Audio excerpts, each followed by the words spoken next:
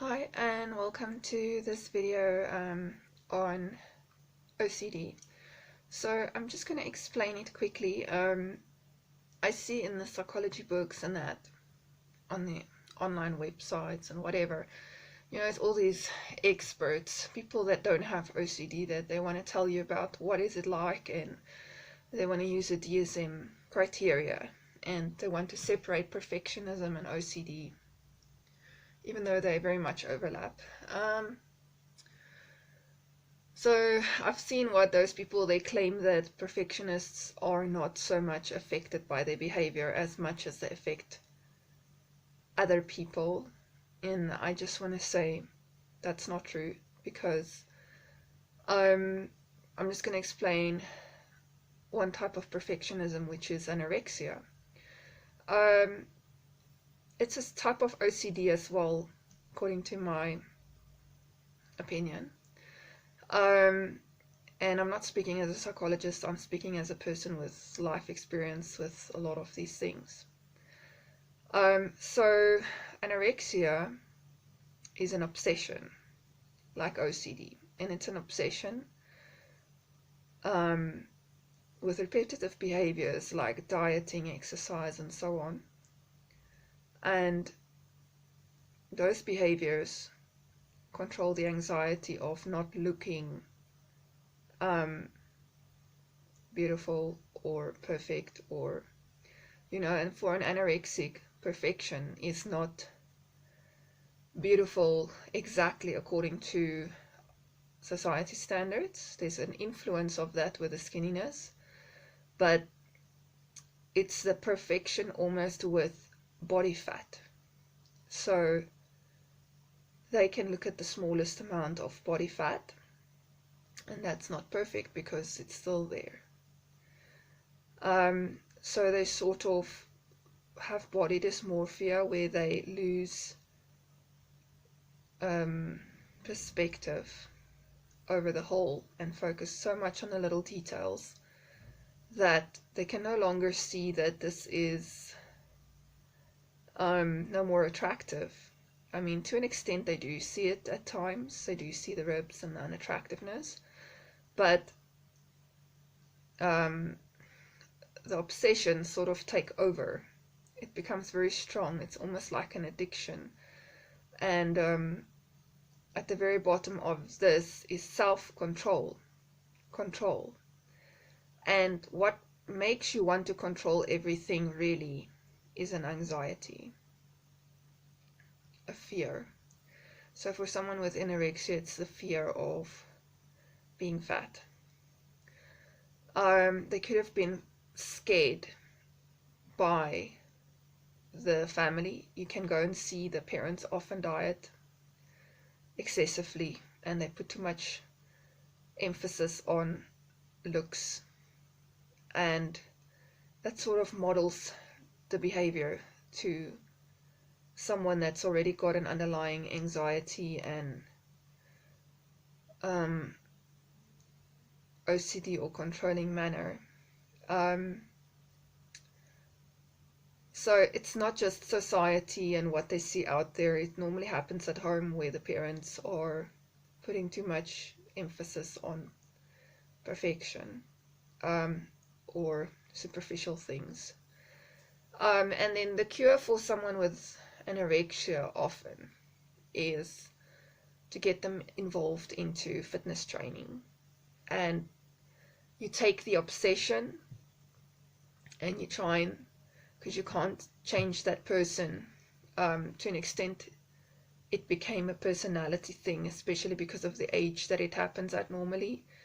I would say maybe if that person wasn't introduced to all those environmental stresses, they might have never developed that kind of personality. But definitely at home there is a lot of pressure on obtaining the top standards, or unrealistic standards that can never be achieved. And now the personality is formed, the obsessions are there. So you have to take the obsessions, and with obsessions often comes addictions. So I would think that I think that disease, it is addictive because it reinforces the sense of control with the behaviors. And to make that person do something more get them a healthy obsession. So get them into fitness training and those sort of things, focus on building muscle, because they like to focus on detail. So instead of the fat now, to focus on the muscle and see how that can be beautiful. It's also something you can control. And it's just a more healthy direction. I've seen a few times where people got cured that they went into fitness training and then, they'll get a lot of muscles and get very fit and gain weight in that way, because what they'll do is gain muscle and not fat. And, once they gain enough, they can even cut. So they can sort of deal with that obsession with fat, but in a healthier way, by channeling into muscle building. Which is also actually more attractive in society. Another way of OCD, I think perfectionism, you can't completely separate it, because there's this assumption. I've seen many of the professors and people, they will assume that the perfectionists, they are very rigid, yes, and that they're not aware, or they don't care about the other people, how they upset them, and they don't get upset themselves. But actually, with perfectionism, the person can really suffer because they cannot complete the task. They delay a lot trying to do the right things, and it can actually make life just as hard for them as someone with OCD, to an extent that they also get to a very bad place emotionally. I think people just don't understand it and they want to separate it, but it's just another form of OCD, the way I see it, because perfectionism is a behavior to try and regain control over the situation that you feel out of control of. Because if you have anxiety, it's driven by anxiety. So because if you have anxiety, you feel like you have no control.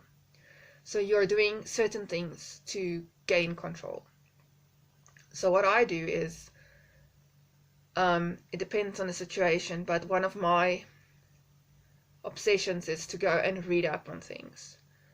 And I will read and read and read and study and study and study, and I'll learn your whole job for you. I'll even go and do it. So like, it gets set off by something that made you anxious. So a bad experience. Like once these tilers were seriously messing up the tiling job really badly, and I trusted them. So I studied everything on YouTube and online and whatever. How do you mix the grout? How do you cut the tiles? I got the equipment. I learned their job better than they know it, because they didn't add glue to the grout for the shower to make it waterproof. And I learned everything about that, and how to drill, all of it, just like that. How to remove tiles. I killed myself doing it myself, and then I got it to a point that it was acceptable, but there was a lot of procrastination involved. The whole thing could have been done quick, because I was trying to do all of it. It took 6 months. It did look great, but I killed myself trying to do it myself. And this is a typical example of OCD. So people will tell me I'm a perfectionist, but I don't think I am, because if you go and look at my life, I'm totally not a tidy or perfectionist person in any other sphere. It's literally just a situation where anxiety gets triggered. In that very specific situation, I become the perfectionist, the person that want to control everything, because I don't trust the people that messed it up. So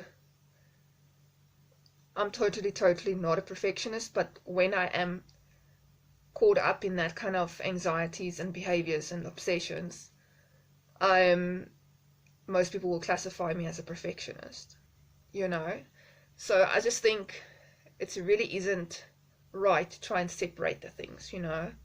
I mean, we're all on a spectrum. We're not really, you know, it's continuous. It's not like, you can't really categorize things like that, especially when it comes to emotional things. It's a spectrum. It's continuous.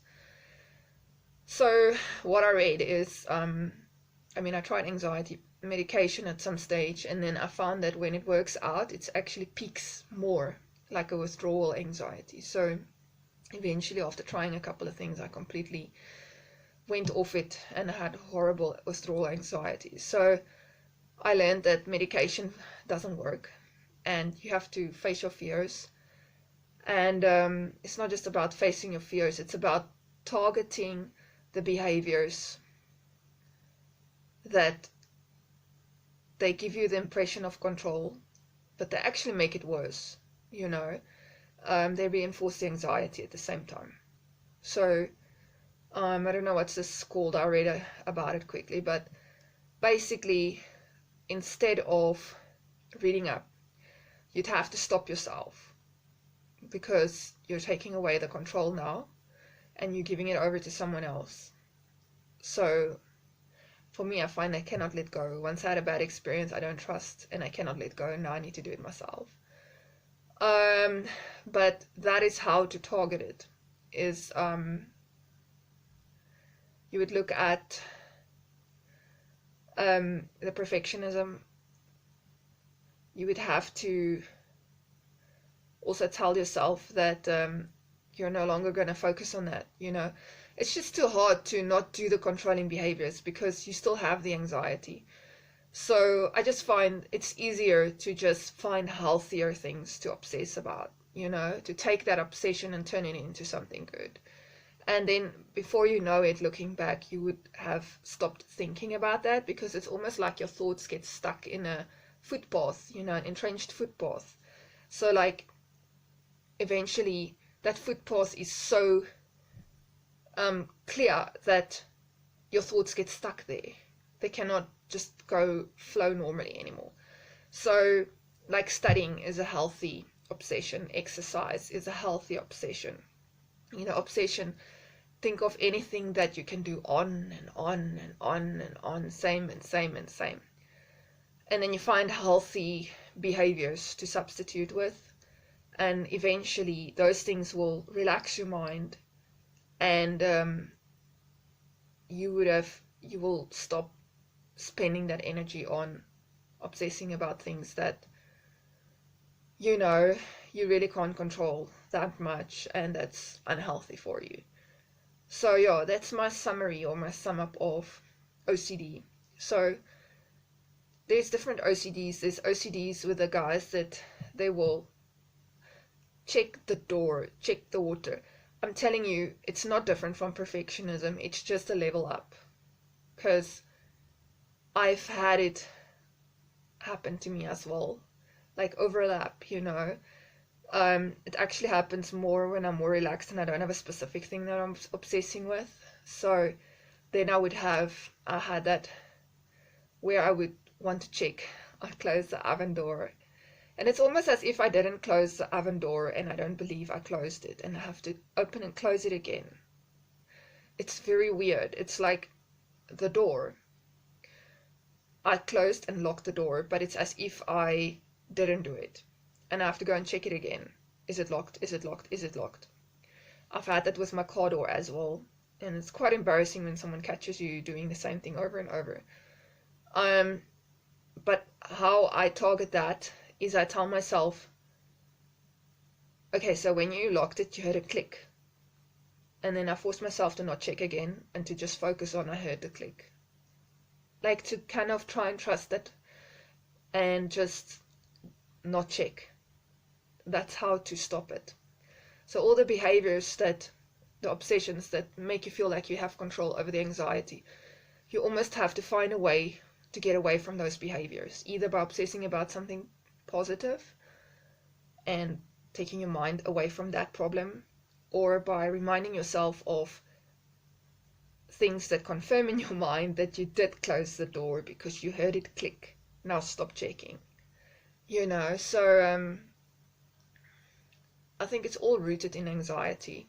And it's anxiety that went on for a long time until it made a path in your brain that's stronger than just, it doesn't allow the thoughts to just flow. So I mean, with me, my mom used to scare the living daylights out of me when I was a little girl, because she was an anxious person, and she'd carry on until she actually ignited that anxiety in me. And I think I had a lot of empathy with her, so I could feel it, how she feels. So yeah, I think environment is very important. It doesn't matter if you have a predisposition. You can still avoid it by staying with a healthier parent. And it's a really bad idea to, leave the child with a parent that's not mentally equipped to, they can't control those anxieties themselves. And I just don't think it's good for kids to grow up around that. It's very reinforcing. So if you want to leave a comment, there's different kinds of OCDs, but that's an OCD in a nutshell. It's just an anxiety, a very deep-seated anxiety that's very constant, and that's what makes the behaviors very constant. And that's why I think it's so important for doctors, for instance, to not upset the patient, because how many of us have mental illness a lot, and anxiety is a very big trigger of things like this. That's why there's things like bedside manners, and it's just very important how you work with other people, because you never know what they might have, and how what you say might affect them. You really need to think about the way you work with other people. And I try, but I find that because I am so sensitive, I can retaliate easily, because if someone says something that really gets to me, it's very hard for me to still react in a calm way, um, but yeah.